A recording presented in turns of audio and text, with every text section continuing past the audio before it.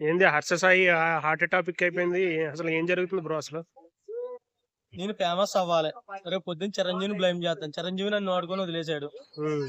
నా దగ్గర అప్పట్లో 50 రూపాయలు అప్పు తీసుకొని ఇప్పుడు ఇవ్వలేదు అన్న బ్లేమ్ చేసి నేను కూడా వాడుకుంటాను. అలా వాడుకోవడానికి ఆడదందరూ తెగిచ్చేసారు. ఎందుకంటే వరుసగా చూస్తున్నాం, ఊర్లో ఏదైనా జరిగితే విరూపాక్ష సినిమా ఉంది, ఊర్లో ఒక్కొక్కరు చనిపోతా వస్తారు. అలాగా ఈ సినిమా ఇండస్ట్రీలో ఏమవుతుందంటే ఒక్కొక్కతో బయటకు వస్తుంది. ఎందుకు వస్తుందో కూడా అర్థమవుతుంది. రోజుకి ఒకతో వస్తుంది, వారానికి ఒకతో వస్తుంది. అంటే ఒక టాపిక్ అయిన తర్వాత ఇంకొకటి, ఒక టాపిక్ అయిన తర్వాత ఇంకోటి. ఎందుకు వస్తున్నా కూడా తెలుస్తుంది. వీళ్ళందరినీ కూడా ఆపి విధానం చూస్తే బెటర్. అంటే ఇది కాదు, ఎవరిదన్నా సరే ఫైనాన్షియల్ తప్పు ఉంది అనుకో, అర్స సాయినే చంపేయండి. అది ఆడదాని తప్పు ఉంది అనుకో, మళ్ళీ ఇంకో ఆడది ఇటువంటిది రిపీట్ చేయకుండా చేయండి. మొగుడు ఇటువంటి రిపీట్ చేయాలంటే భయపడతాడు, ఒకటి శిక్ష పడుతుంది. ఆల్రెడీ మొగుడికి ఎప్పుడు భయమే. ఎందుకంటే మొగుడు మీద పోలీస్ స్టేషన్కి వెళ్ళి కేసు పెట్టిన, ఆడద తిరగేసి కేసు పెట్టిందంటే ఆడు తోలే. అది ఓకే. అది మొన్నటి వరకు బానే ఉన్నారు, సినిమా కూడా స్టార్ట్ చేశారు, ఫ్రెండ్లీగా తిరిగేవారు. ఈ అమ్మాయి బానే ప్రమోట్ చేసేది ఆయన కూడా. ఏంటంటారు అసలు మధ్యలో? మొగుడు పిల్లలు కూడా పెళ్లి చేసుకుని సంవత్సరం బాగానే ఉన్నారు, తర్వాత దాని చేతికి చల్లకొని ఎత్తున్నాడు, నాశనం అయిపోతుంది. దీనికి అలాగే ఎవడొకటి తగిలి ఉంటాడు. ఒక 20 కోట్లు ఉన్నవాడు, దీనికి ఒక 10 కోట్లు ఉంది, ఒక 20 కోట్లు ఉన్నవాడు తగిలి ఉంటాడు, ఆడ వెనకాల తిరుగుతుంది.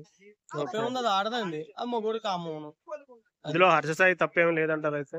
ఉండొచ్చు, ఉండకపోవచ్చు, కానీ మనం బ్లేమ్ చేసి మాట్లాడకూడదు. ఇప్పుడు నిజంగా హర్ష సాయి తప్పు ఉంటే 3 నెలల కింద చెప్పిన పదం ఇప్పుడు ఎందుకు వాడుతుంది?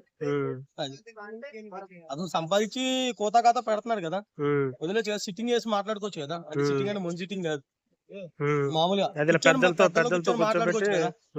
ఎందుకు పెళ్లి చేసుకుంటున్నాడు, ఏమైందనే కారణాలు ఉంటాయి కదా. ఇప్పుడు ఆడదాన్ని నిజంగా నిశ్చితార్థమైన ఆడదాన్ని పెళ్లి చేసుకోవాలని చెప్తున్నారు. అది ఇంకొకటి తిరిగితే మనం ఎందుకు పెళ్లి చేసుకుంటాం? ఇప్పుడు ఇంకొకరి దాంతో తిరిగేదానికి మనం ఎందుకు ఇక్కడ పెళ్లి చేసుకోవడం?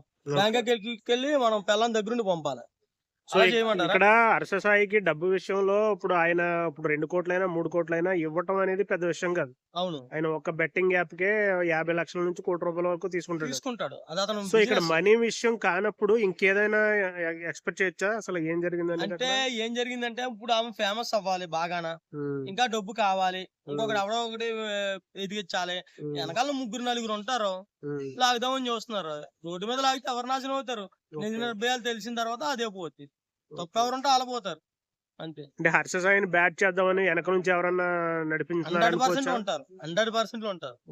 ఒకప్పుడు పవన్ కళ్యాణ్ మీద శ్రీరెడ్డి యుద్ధం చేసింది, అప్పుడు వెనకాల ఎవరు లేరా? శ్రీరెడ్డి వెనకాల సేమ్ అదే థాట్.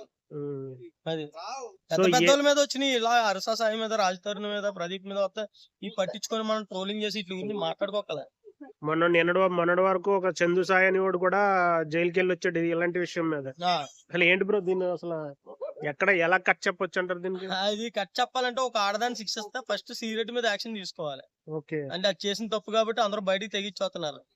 అలాగే అది బట్టలు ఇప్పి తిరిగింది ఏం చేశారో చూసారు అంతే కదా అనుకుంటున్నారు. సెలలో చూస్తున్నారు, ఎక్కడ పబ్లిక్ గా చూస్తున్నారు కదా అనుకుంటున్నారు.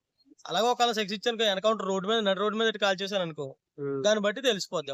అప్పుడు ఎవత బయటకు వస్తుంది, ఎవత బయటకు రాదు తెలిసిపోద్ది. అది ఓకే బ్రో, థ్యాంక్ యూ.